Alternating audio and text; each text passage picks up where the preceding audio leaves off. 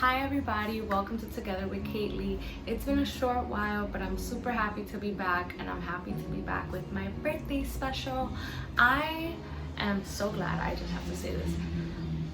I am so glad that I never gave you guys details about what I had in mind, because what I had in mind never ended up happening. I'm okay with my original vision for my birthday special not coming to fruition, because I always had a second idea that I was really curious about, and evidently it's what I was destined to follow through with. So I'm not even gonna bother talking about what I wanted to happen. I'm gonna tell you about what you're here to watch, and that is 23 life lessons that I feel like I've gained and I've specifically really learned in my past year of life, if that makes sense. I hope that's fine. It sounds weird. Anyways, this is a gift that I got, this book.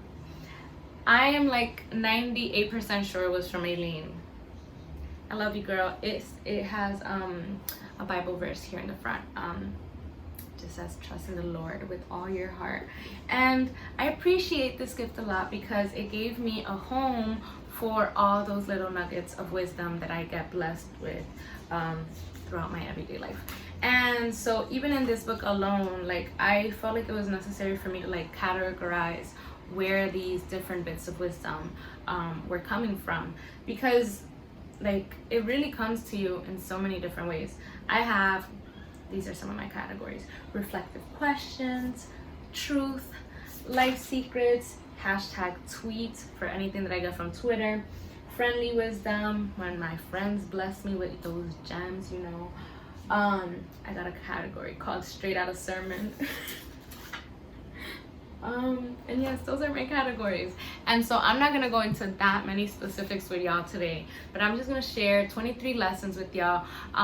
Some of them, I hope they're straightforward enough that you can just like receive it, you know, and be like, that hit, without me having to explain. But others are really meaningful to me, and you know, this is all about togetherness, so I want to make sure that I give you some insight as to why some of these are so special to me. All right, guys. Lesson number 1: the way you deal with disappointments in your life determines how you experience your destiny. I think this mostly speaks to attitude, perspective, and mindset. If you're watching this, you're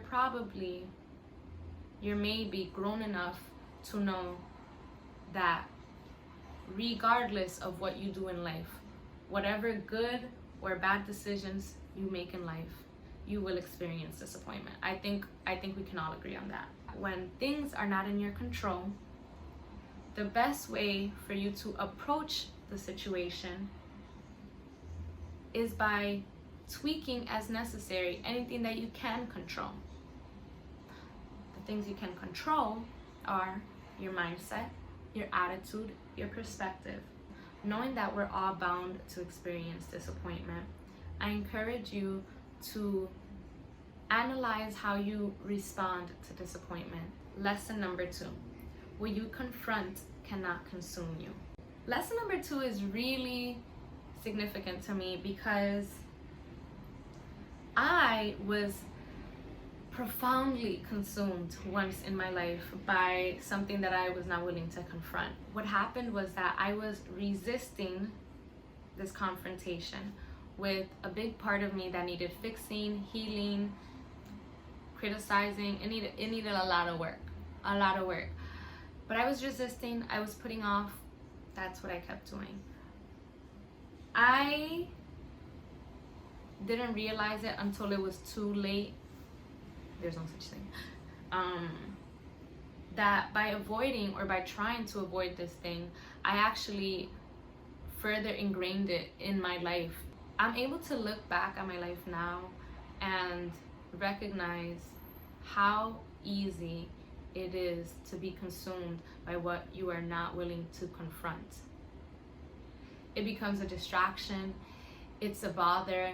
Somehow, some way, people start picking up on it, and maybe they mention it and bring it up, and you're like, I'm not really trying to work on that right now, hold off. And then it just keeps little by little, consumes you.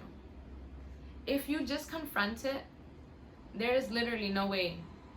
There's no way it can come back. Like, you confronted it, you dealt with it, you fixed it, you healed, you did what you had to do. It was resolved.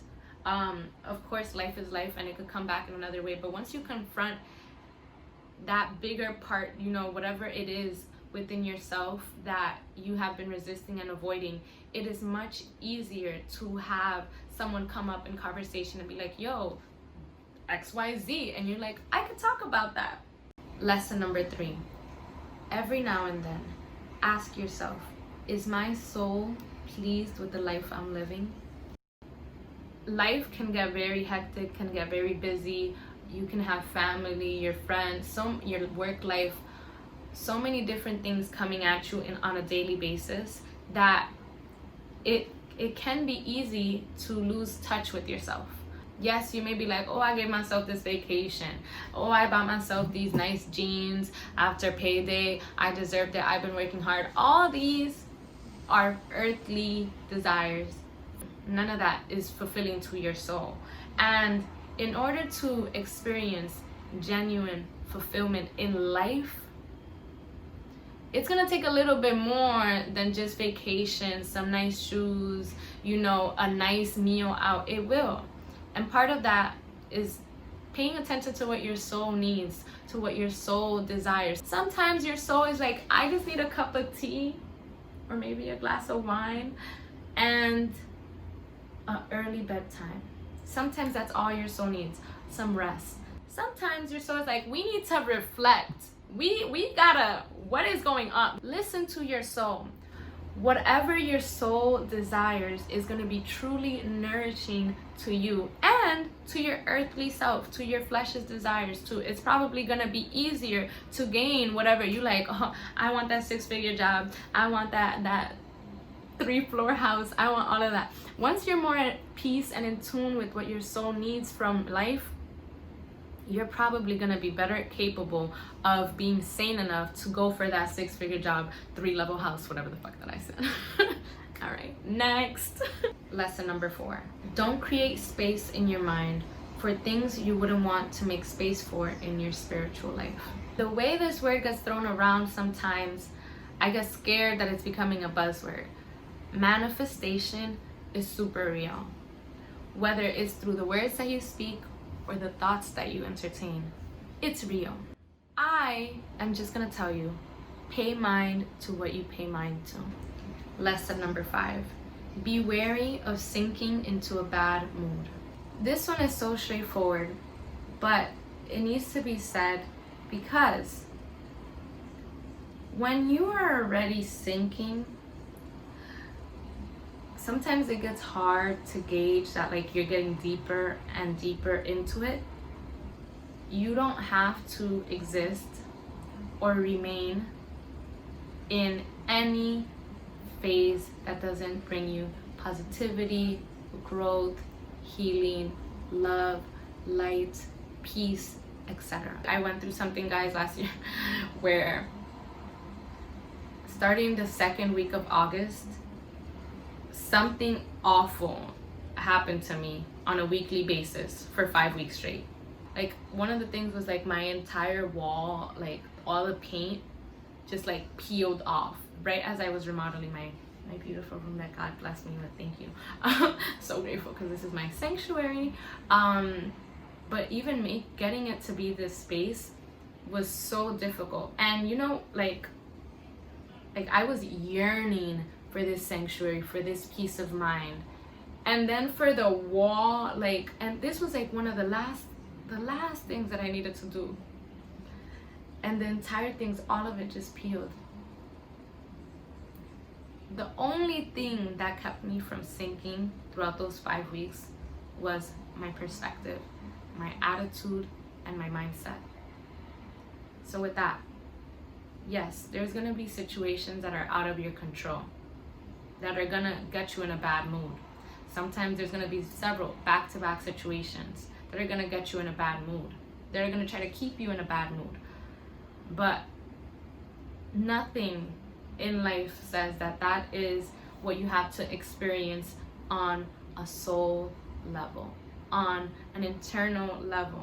Your mind, the world could be falling apart around you, but you can still grant yourself peace of mind. You can still grant your soul peace, your heart peace. You just have to be able to, have that intention, that desire. Lesson number 6. Treat yourself well and God will take care of you even better.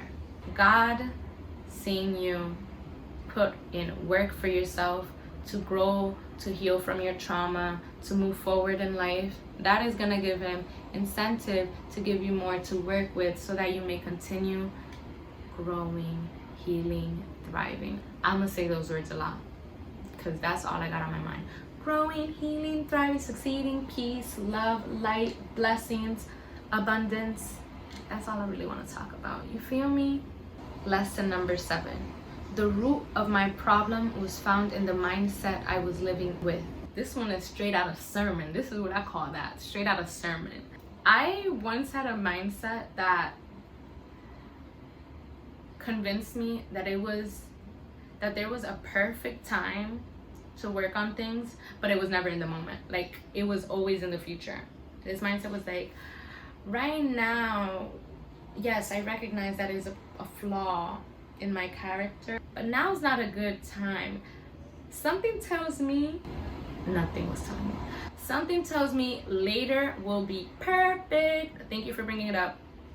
I actually knew I had to work on that, but I had thought of that too, but something tells me later will be great. Check in with your perspective and be like, what's good? What you up to? You achieving anything out here? What you doing? You putting off any work that I may need to, I may need that if I want to catch this bag. Lesson number 8. Worrying doesn't take away tomorrow's troubles, but it does take away today's peace. It's a real cute, cheesy one. I don't know where I got it.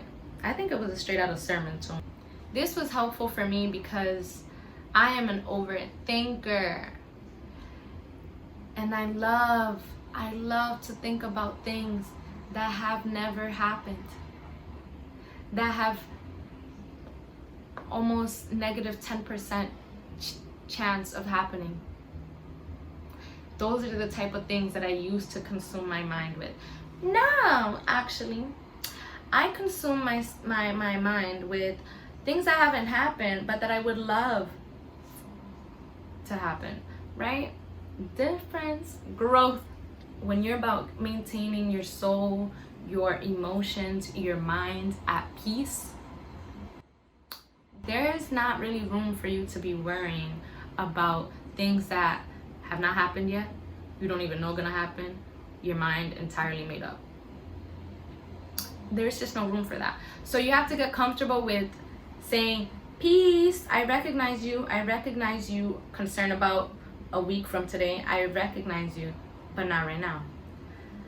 Do what you can, right? If you could do something to alleviate your concern a bit, go for it. But in terms of going hamster wheel crazy up here, that's not gonna make you avoid that concern when the day actually comes, right? So don't do that. Lesson number 9.